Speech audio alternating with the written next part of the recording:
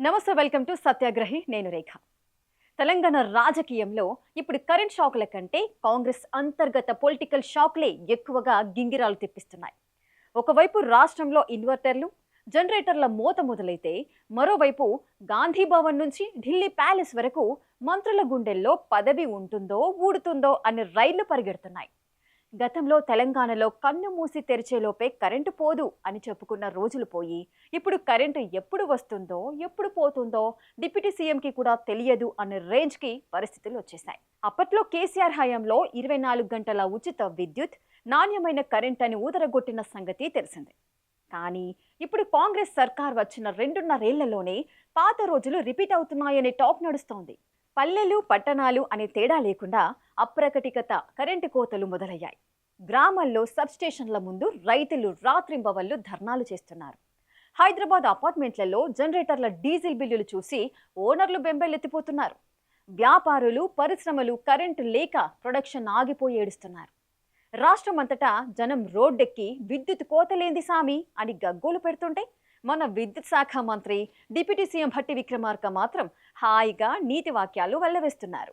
మంత్రి Bhatti Vikramarka press meet పెట్టి చెప్పిన లాజిక్లు వింటే ఎవరికైనా మైండ్ బ్లాక్ అవ్వాల్సిందే. దేశంలో ఎల్నినో ప్రభావం ఉంది, జలాశయాల్లో నీళ్లు లేవు, కాబట్టి ప్రజలంతా కరెంట్ను చాలా పొదుపుగా వాడాలి. పీక్ డిమాండ్ 11,000 మెగావాట్ల నుంచి ఏకంగా 16,000 మెగావాట్లకు పెరిగిపోయింది. మేం మాత్రం ఏం చేస్తాం అంటూ నిస్సహాయంగా మాట్లాడారు. మంత్రి భట్టి విక్రమార్క లాజిక్ భలే ఉంది కదా. విపత్తు రాబోతుందని నెలల ముందే సమాచారం ఉన్నా ప్రత్యామ్నాయ థర్మల్ విద్యుత్ కొనుగోలుపై ముందస్తు చర్యలు తీసుకోకుండా తీరా వర్షాకాలంలో కరెంటు కోతలు విధిస్తూ జనాన్ని పొదుపు చేయమంటున్నారు.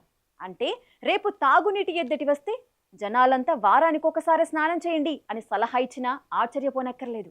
రాష్ట్రంలో కరెంటు కష్టాలు ఒకవైపు ఉంటే, ఢిల్లీ ప్యాలెస్లలో వేరే లెవెల్ రాజకీయ నాటకం నడుస్తోంది. సరిగ్గా జూన్ నెల రావడం, 2 మంత్రి పదవులు ఖాళీగా ఉండటంతో విస్తరణ కాదు కదా, ఉన్న వాళ్ళ సీట్లకే ఎసరు పెట్టే ప్లాన్ సిద్ధమైంది. ఇందులో భాగంగా కాంగ్రెస్లో నంబర్ 2 అయిన భట్టి విక్రమార్కని ఢిల్లీకి పంపేందుకు గట్టిగానే స్కెచ్ వేశారట.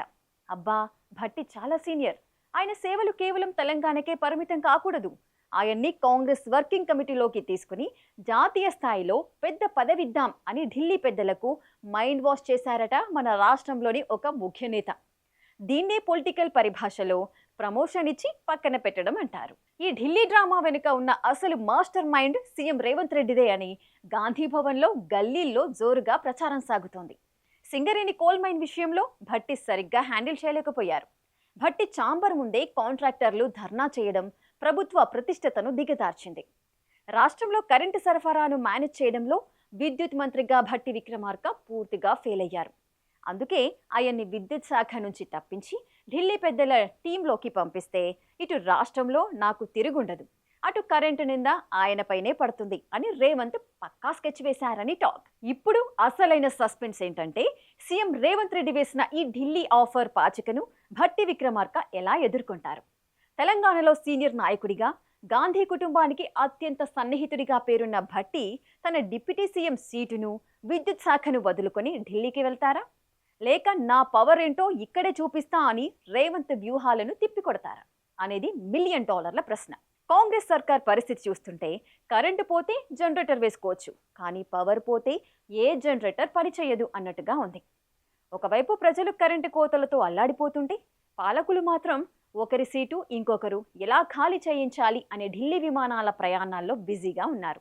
మరి మీకేమనిపిస్తుంది ఫ్రెండ్స్? తెలంగాణలో కరెంటు కష్టాలకు కారణమెవరు? భట్టి విక్రమార్కని ఢిల్లీకి పంపించే రేవంత్ రెడ్డి ప్లాన్ సక్సెస్ అవుతుందా?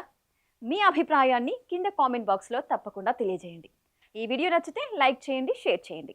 మరిన్ని విశ్లేషణాత్మక పొలిటికల్ అప్డేట్స్ కోసం మన ఛానల్ని ఇప్పుడే సబ్స్క్రైబ్ చేసుకోండి.